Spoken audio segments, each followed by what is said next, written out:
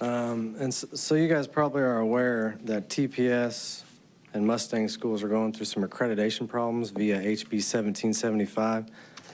You guys are going to have the same issue if you don't clean it up. And I'm going to find it, and I've got some connections that I've made over the last couple of years battling you guys that I'll bring that to bear. These books. This is in 2 elementary schools. It Feels Good to Be Yourself, a book about gender identity. Sanger and Will Rogers teaches the kids that the doctor's merely guessing whether it's a boy or a girl. That's a millstone offense. Explicit child rape, child molestation. Do these have academic value? You guys are going to have to answer that question. And it shouldn't take a form. If I send an email to a man who's in charge of protecting the innocence of our children, and the response is fill out a form, I would consider that a millstone offense. There's a rape of a 10-year-old girl, graphic, in this book. It's heartbreaking. By no means should there be a ban on books. Don't mistake what I'm saying for that. There ought to be academic books in the school libraries. And this problem, I never imagined it would be at my alma mater. I went from 4th grade up to Stillwater Public Schools. I'm an alum. And we have books after book after book after book. This at the junior high. This book contains sexually explicit assault and battery. I hesitate to read it. I don't feel comfortable reading it to adults. 13-year-olds can check this book out. And you guys have bought it for them and provided it for them. And it needs to be corrected ASAP. Are you going to eat her? Yeah, Earl, I'm going to eat her. Do you even know how to eat? No, not really. Papa Gaines never sat you down and said, son, one day you're going to have to eat. No, but he taught me how to eat a. Yep, I would teach you some technique, but it's a little complicated. Son, I don't have time for that. I got 20 over here I need to eat. Is that right? I'm on a deadline. It goes on and on and on and on and on and on. There are 79 in this book.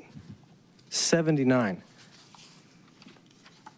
51 shits, 11 dicks, 15 and 9 goddams, and the list goes on. And you guys need to fix it. Thank you. This is devastating. This is just annoying.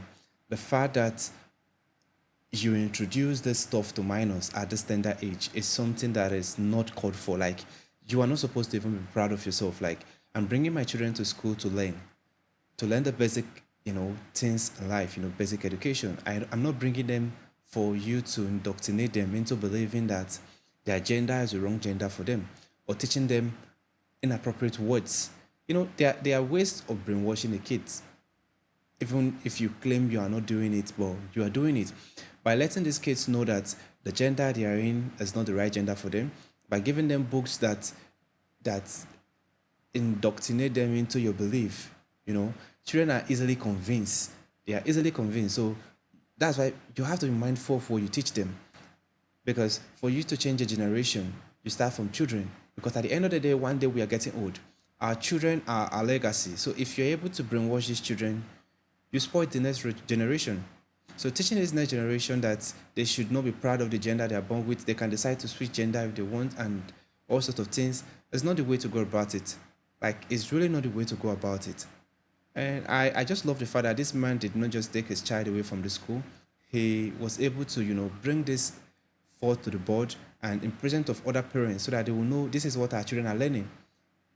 And I think if all parents decide to withdraw their children from this school, things will change, because it all depends on what I want my child to learn, what I want to teach my children. That's what you need to teach my children. I don't know, but in Africa, the educational system is doing everything possible to teach these children what they need in future and not indoctrinate them.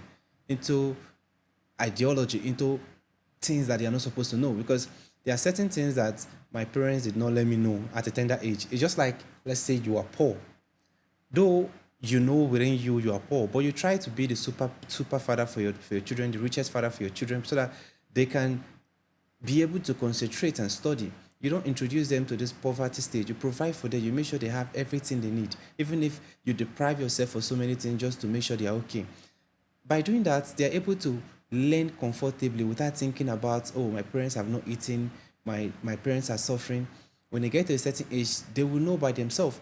There are certain things, certain decisions that you need to let these children get to the age before they can make. Stop introducing them to certain things that they are too young to see. Anyway, this is a beautiful one. Let me know what you think in the comment section. It is the first time visiting the channel. Click on the subscribe button. Thanks for watching and remain blessed.